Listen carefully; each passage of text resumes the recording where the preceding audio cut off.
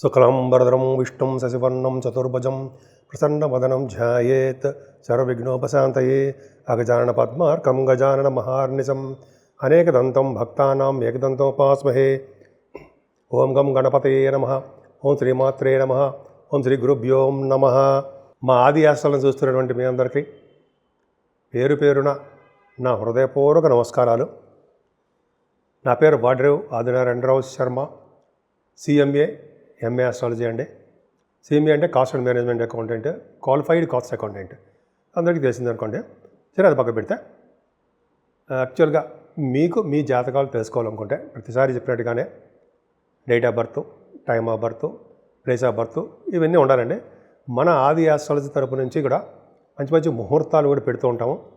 పెళ్లి ముహూర్తాలు, match making, అంటే వధూవరుల యొక్క జాతక పరిశీలన అద్భుతంగా ఉంటుందండి. అవి నేనే చేస్తుంటాను. అలాగే మీరు ఫోన్ చేసినా కూడా నేనే లిఫ్ట్ చేస్తుంటాను. ఒకవేళ షూటింగ్స్లో ఉంటే మాత్రం జనరల్గా మీరు నా వాట్సాప్కి మెసేజ్లు పెట్టండి. ఇప్పుడు నేను మీకు నెంబర్ చెప్పాను, ఆ నెంబర్తో పాటు అదే నెంబరే కాకుండా అదే నెంబర్ కింద స్క్రోల్ కూడా అవుతుంటుంది. నేను తప్పకుండా మీకు పరిష్కార మార్గాలు సూచిస్తాను. నేనే ఫోన్ లిఫ్ట్ చేసి మాట్లాడతా, మరి ఎవ్వరూ మాట్లాడరు.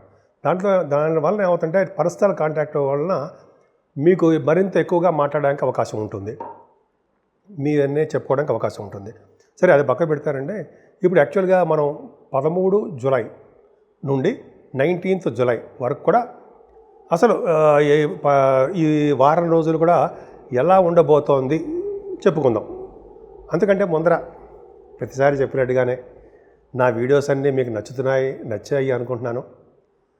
ఒకవేళ మీకు నచ్చితే లైక్ చేయండి, షేర్ చేయండి, సబ్స్క్రైబ్ చేయండి, నన్ను ఆస్వాదించండి. సరేనండి. ఇప్పుడు మనం మిథున రాశి వారికి మీ రాశిలోనే రవి గురులు ఉండడం గొప్ప టాలెంటెడ్ పర్సన్స్గా మీరు ఉంటారండి. అదృష్టం. ఎందుకంటే రవి గురులు ఉండడం నేమ్ అండ్ ఫేమ్ బాగా తీసుకొస్తారండి. జ్ఞానాన్ని బాగా వృద్ధి చేస్తుంటారు, తెలివితేటలు బాగా పెరుగుతాయి. ఇంగ్లీష్ ప్రొఫెషన్గా ఉన్నారనుకోండి, మీరు ఇంగ్లీష్ నాలెడ్జ్ బాగా డెవలప్ చేసుకుంటారు. అలాగే మ్యాథమెటిషియన్స్గా బాగా శాస్త్రవేత్తలుగా, గురుడు ఉన్నాడు కదా, శాస్త్రవేత్తలుగా బాగా పాపులారిటీ ఉంటుంది. ముఖ్యంగా సినిమా రంగంలో ఉన్న వారికి కూడా అద్భుతమైన ఫలితాలు ఉండి తీరుతాయి. పైగా రవి బుధులు ద్వితీయంలో ఉన్నారంటే అద్భుతంగా చాలా మంచిది కదండి. అంటే ముఖ్యంగా డాక్టర్స్కి రవి బుధులు కర్కాటకంలో ఎక్కడ ఏ రాశి వారికి అయినా సరే, ఏ భావంలో ఉన్నా సరే, రవి బుధులు ఏ భావం అంటే కర్కాటక రాశిలో ఉండాలి. ఆ కర్కాటక రాశిలో ఉండడం వల్ల, ద్వితీయ భావంలో ఉండడం వల్ల ఫైనాన్షియల్గా బాగా వృద్ధి చెందుతారు. డాక్టర్స్ ప్రొఫెషన్గా బాగా డెవలప్మెంట్స్ ఉంటాయి. నేమ్ అండ్ ఫేమ్ ఉంటుందండి. బుధాదిత్య యోగం కాదు కర్కాటక రాశి వాళ్ళకి, అంటే మిథున రాశి వాళ్ళకి కర్కాటకంలో రవి బుధులు ఉంటే ఏదేమైనా ధనయోగం చాలా బాగుంటుంది, ఇబ్బంది పడరు. ఇంకా ఫైనాన్స్ అండ్ అకౌంట్స్ వాటిలో మీరు బాగా నేమ్ అండ్ ఫేమ్ ఉంటుంది. నృత్య కళాకారులుగా బాగా పాపులారిటీ ఉంటుంది. ముఖ్యంగా పాటలు పాడతారు సార్, ఆ పాటలు పాడే వాళ్ళకి బాగుంటుంది. బహుశా ఈ యాంకరింగ్ వృత్తిలో ఉన్న వాళ్ళకి, గాయకులకి మీ ప్రోగ్రామ్స్ రీచా ఫారిన్ వెళ్తారు. ఎందుకో కూడా చెప్తాను. సరే, ఏదైనా పక్కన పెడితే రవి బుధులు కాంబినేషన్ ఉంటే అలాగా. మూడో జనరల్గా కుజకేతులు కాబట్టి ఎక్కువగా మీరు వాహనాలు, గృహాలు కొనుక్కోవడానికి ఎక్కువగా తరచూ ప్రయాణాలు చేసేస్తుంటారు. మీ ప్రొఫెషన్ రీత్యా చేయడము, మీ నాలెడ్జ్ ఇంప్రూవ్ చేసుకోవడము, కొత్త ఆలోచనలు బ్రహ్మాండంగా రావడము, కార్యరూపంలో దాల్చడము, వే ఆఫ్ లివింగ్ స్టైల్ బ్రహ్మాండంగా ఉండడము, ధైర్యానికి మారిపోయారు మీరు ఉండడము. కాకపోతే ఏంటంటే విద్యలో మాత్రం ఆటంకాలు ఎదురవుతాయండి.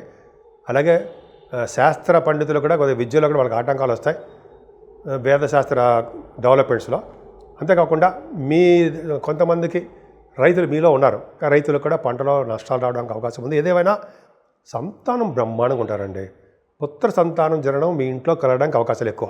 అలాగే స్పోర్ట్స్, ఆటలు ఆడడంలో, అలాగే పాటలు పాడడంలో ఎంత గొప్ప మీరు, అలాగే ఆటలు ఆడడంలో కూడా మీరు చాలా ఫేమస్ పర్సన్స్. కాబట్టి చూసుకోండి, మీ జాతకంలో ఉంది. బ్రహ్మాండమైన ఆటలు బాగా, స్పోర్ట్స్ బాగా ఆడతారు. అలాగే సంగీతం పట్ల చాలా మక్కువ ఎక్కువ. అలాగే నృత్య కళాకారులు గాను, అలాగే సంగీత కళాకారులు గాను, ముఖ్యంగా సాహిత్య రంగంలో రచయితలుగా, కవులుగా మంచి పేరు ప్రఖ్యాత తెచ్చుకుంటారు మీరు.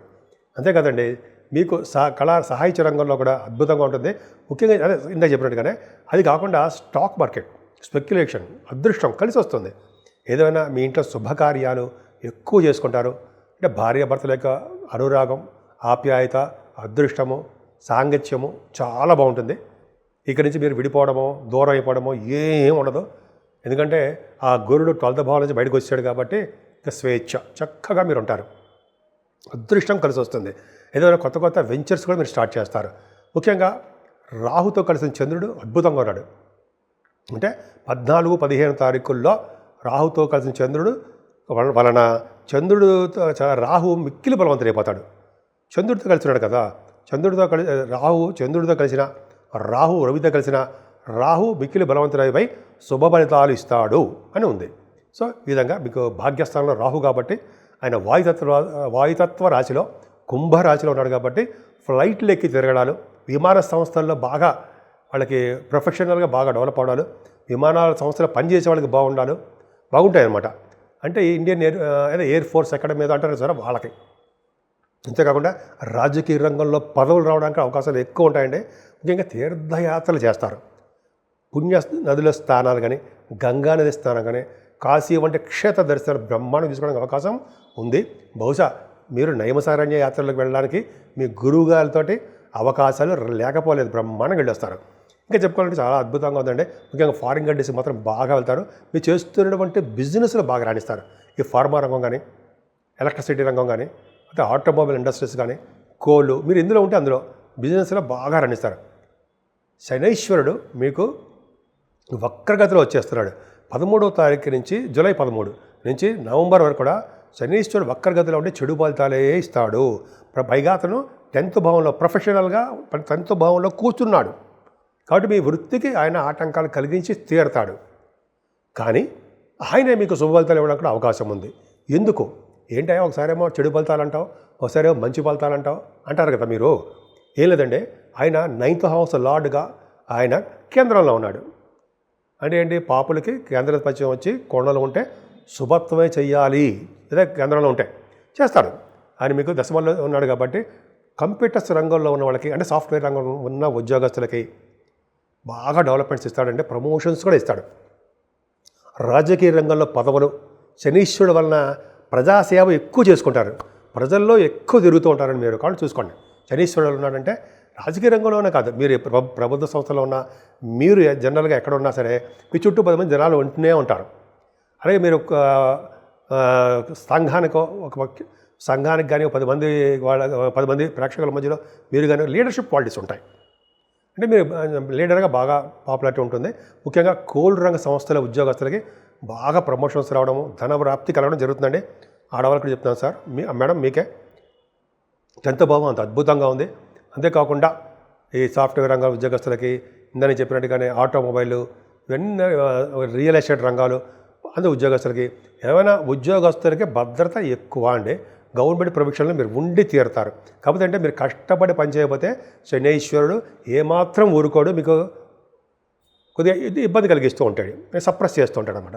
ఏదైనా 12th భావంలో శుక్రుడు, మా బాబాయ్ అనుకుంటాం కదా, ఏం లేదు, 12th భావంలో శుక్రుడు విమలయోగానే ఇస్తాడు, చక్కటి మంచి యోగాన్ని కలిగిస్తాడండి. శనీశ్వరుడు చూస్తాడు కాబట్టి కొద్ది చెడు ఆలోచనలు, చెడు స్నేహితులు, కొద్ది తిరగడాలు ఇవన్నీ ఎక్కువ ఉంటాయి. కొద్ది జాగ్రత్తగా ఉండండి. ఏదైనా అమ్మవారి యొక్క పూజలు చేసుకుంటే అద్భుతంగా ఉంటారండి.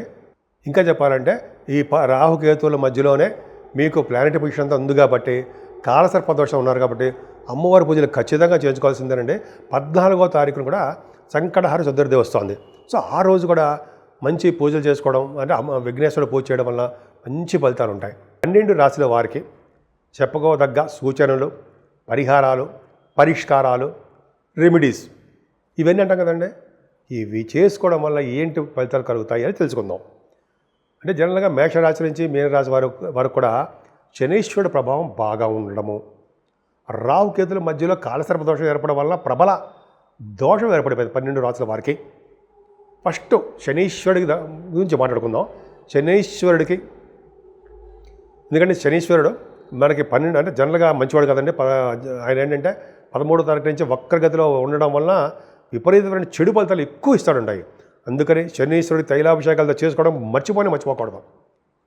అలాగే మందపల్లిలో ఉంటే మందపల్లిలో కానీ ఎక్కడైనా సరే 19,000 సార్లు జపం చేయించుకుని తర్పణాలు, దాన హోమం చేసుకుంటే మంచి ఫలితాలు ఉంటాయి.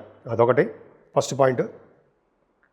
అంతేకాకుండా శనీశ్వరుడికి పూజ చేసుకున్న తర్వాత, అంటే మనం మందపల్లి కానీ లేకపోతే కొంతమంది తిరునాళ్ళలోనో లేకపోతే చాలా చోట్ల ఉన్నాయి కదండి శనీశ్వర దేవాలయాలు, మనం చేసుకోవడం వల్ల ఆంజనేయ స్వామికి సింధూరం ఎవరైతే రాయిస్తారో మంగళవారం శనివారం శనీశ్వరు యొక్క దోషాలు పరిహారం అయిపోతే తీరుతాయండి, ఇంత డౌట్ లేదు. స్వామివారికి ఆంజనేయ స్వామివారికి వడమాల అప్పాలు నైవేద్యం పెట్టడం వలన, వడమాల సమర్పించడం వలన, చక్కటి మంచి వస్త్రాలు సమర్పించడం వలన, అలాగే మామిడి పళ్ళ సీజన్ కూడా బహుశా ఉందని తెలియదు కానీ మామిడి అంటే పళ్ళు సమర్పించడం వలన చక్కటి యోగం కలుగుతుందండి. స్వామివారి దగ్గర దీపారాధన చేయాలి. అంతేకాకుండా వెంకటేశ్వర స్వామి వారి దగ్గర కూడా దీపారాధన చేసుకోవడం చాలా పవర్ఫుల్ అండి. శనీశ్వరుడు దోషాలు ఖచ్చితంగా తగ్గుతాయి. అంతేకాదండి, ఎవరైతే శివాభిషేకాలు చేసుకుంటూ శివుడికి మల్లెపూలతో పూజిస్తారో వాళ్ళకి శనీశ్వరుడు వల్ల వచ్చే దోషాలు పరిహారం అవుతాయి. మనం తిరునల్లూరు చూసామనుకోండి, తిరునల్లూరులో స్వామికి అక్కడ శనీశ్వరుడు ఉంటాడు కదా, శివుడే ఉంటాడు. శివుడికే మనం పూజ చేస్తాం. మందపల్లి చూడడానికి కావాలంటే శనీశ్వరుడు ఉండదు, శివుడికి అభిషేకాలు చేస్తుంటాం తైలంతో, నూనెతోటి. అలాగా మీరు శివుడికి అభిషేకాలు చేయించుకోవడం అద్భుతం ఫలితాలు ఉంటాయండి. ముఖ్యంగా కేతు ప్రభావం ఉందండి కాలసర్ప దోషంలో. ఉండడం వల్ల వినాయకుడు పూజ చేయించాలి. ముఖ్యంగా సంకటహర చతుర్థి అంటాం, 14వ తారీఖున వస్తుందండి. అంటే పౌర్ణమి వెళ్ళిన తర్వాత చవితి పూట వచ్చే తిథినే చతుర్థి అంటాం. వినాయకుడి గరికతో పూజ చేయడం వల్ల, వస్త్రాలు సమర్పించడం వల్ల, మల్లె పూలతో పూజించడం వల్ల స్వామివారు సంతోషించి మంచి చేస్తారండి. అది సుబ్రహ్మణ్య సమారాధన కూడా చేసుకోవాలి. ఏదేమైనా ఈ నెల 17వ తారీఖు నుంచి దక్షిణ పుణ్యకాలం వస్తుంది. మనం అప్పుడు ఏం చేసుకోవాలి అనేది విధి విధానాలను మనం ఒకసారి తెలుసుకుందాం. ఏదైనా మీరు 12 రాసుల వాళ్ళకి శుభాలు జరగాలని, అన్ని రంగాల్లోనూ ముందంజలో ఉండాలని, సంపూర్ణమైన ఆరోగ్యవంతులుగా మీరు ఉండాలని, సంతోషి మాత అమ్మవారి యొక్క ఆశీస్సులు మీ మీద నిండుగా ఉండాలని నేను మనస్ఫూర్తిగా కోరుకుంటున్నాను.